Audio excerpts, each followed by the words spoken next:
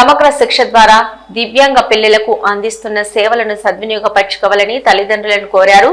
మండల విద్యాశాఖ విద్యాధికారి అజ్మీరా దేవా భూపాలపల్లి జిల్లా కేంద్రంలో ప్రపంచ దివ్యాంగుల దినోత్సవం పురస్కరించుకుని భవిత సెంటర్లో కార్యక్రమాన్ని నిర్వహించారు. అనంతరం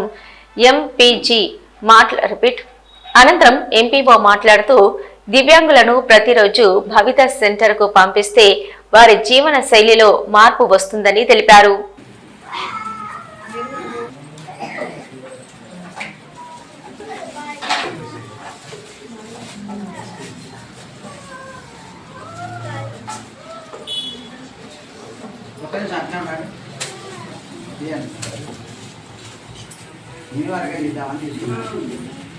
జాతీయ దివ్యాంగుల దినోత్సవం సందర్భంగా భూపాలపల్లి ఎంఆర్సి కార్యాలయంలో ఏర్పాటు చేసిన ఈ కార్యక్రమానికి ముఖ్య అతిథిగా ఎంపీడీఓ గారు ఇచ్చేసిండ్రు.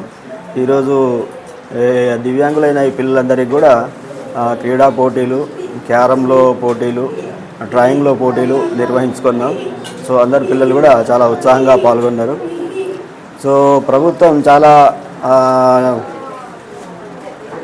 ఉత్సాహంతో లేదా ప్రతి పిల్లవానికి కూడా జనజీవన స్రవంతిలో కలవాలి, వాళ్ళ బ్రెయిన్స్ దేశానికి ఉపయోగపడాలని ఒక మంచి తలంపుతో ప్రోగ్రామ్ని చేపట్టి దేశవ్యాప్తంగా కూడా అనేక మంది దివ్యాంగులైన పిల్లలకి సాధారణ జీవితం గడిపే అవకాశం కల్పిస్తూ ఉన్నది.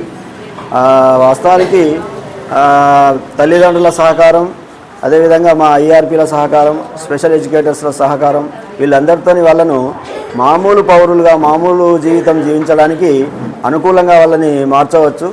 సో ఇది దీనివల్ల మానవ మేధస్సు అనేది ఎక్కడ కూడా ఖాళీగా లేకుండా వట్టిగా అంతరించిపోకుండా మానవ మేధస్సును పూర్తిగా ఉపయోగించుకునే ఒక మంచి అవకాశం ఇది. సో మనం గతంలో చాలామంది దివ్యాంగులు ఉన్నారు, వాళ్ళు చాలా పెద్ద స్థాయికి, అంతర్జాతీయ స్థాయికి ఎదిగిన వాళ్ళు కూడా ఉన్నారు. సో వాళ్ళలాగా వీళ్ళని కూడా మనం పట్టించుకుంటే, తల్లిదండ్రులు, స్పెషల్ ఎడ్యుకేటర్స్ పట్టించుకుంటే తప్పకుండా వీళ్ళు కూడా వాళ్ళ జీవితంలో మంచిగా రాణింపు తెచ్చుకొని మరి అంతర్జాతీయ స్థాయికి కూడా ఎదిగే అవకాశాలు ఉన్నాయి. కాబట్టి తల్లిదండ్రులు, స్పెషల్ ఎడ్యుకేటర్స్ తప్పకుండా వాళ్ళపైన ప్రత్యేక శ్రద్ధ పెట్టవలసిందిగా ఈ సందర్భంగా కోరుతున్నాను. Thank you.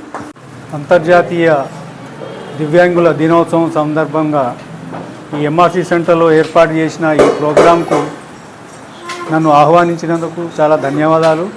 అలాగే ఈ దివ్యాంగులకు నా తరఫున అంతర్జాతీయ దివ్యాంగుల దినోత్సవం సందర్భంగా నిర్వహించిన క్రీడా పోటీలలో వీళ్ళు ఎన్నో బహుమతులు గెలుచుకున్నందుకు నాకు చాలా ఆనందంగా ఉంది.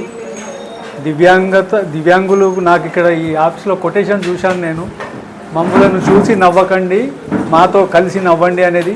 అది చాలా నన్ను ఇంప్రెస్ చేసిన కొటేషన్ అది. మనం వాళ్ళని చూసి నవ్వకూడదు, నిజంగా వాళ్ళతోని ఆడుకోవచ్చు, వాళ్ళను మంచిగా లాలన పాలన చూసి. ముఖ్యంగా ఇక్కడ ఒక ఫిజియోథెరపిస్ట్ గారు అప్పుడు చెప్పడం జరిగింది, వాళ్ళను నేను ఫిజియోథెరపీ చేస్తాను అంటే వాళ్ళు చేంజెస్ కూడా వస్తున్నాయి వాళ్ళలో.